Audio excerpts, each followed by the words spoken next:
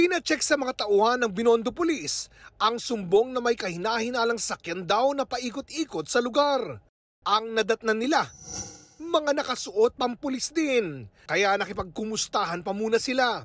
Pero nagduda na ang mga pulis nang iba-iba na raw ang sinasabi nila at nang mapansin ang mga suot nilang uniforme.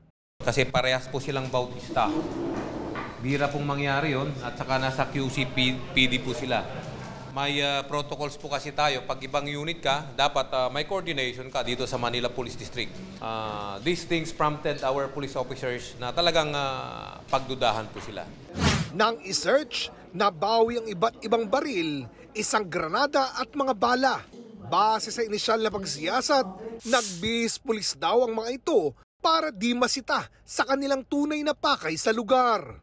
May bibirahin sila na jewelry shop at saka yung may-ari is parang kukunin nila. Actually, kompleto na yung casing nila at nakuna na nila ng mga picture at lahat-lahat. May mga drawing pa nila kung paano nila sasagawa yung posibleng gawin sana nila yung sa Binondo.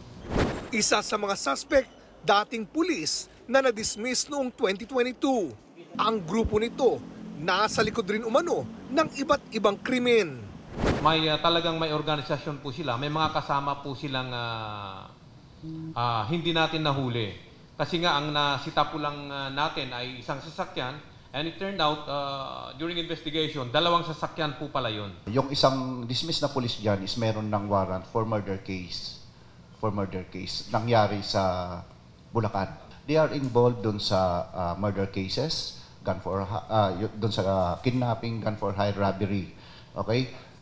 Sa illegal drugs. Sinubukan namin kunan ng pahayag ang mga suspect, pero no comment, sir. Naharap ang mga suspect sa reklamong usurpation of authority, illegal use of uniform or insignia, paglabag sa comprehensive law on firearms and ammunition, at illegal possession of explosives in relation to Omnibus Election Code of the Philippines.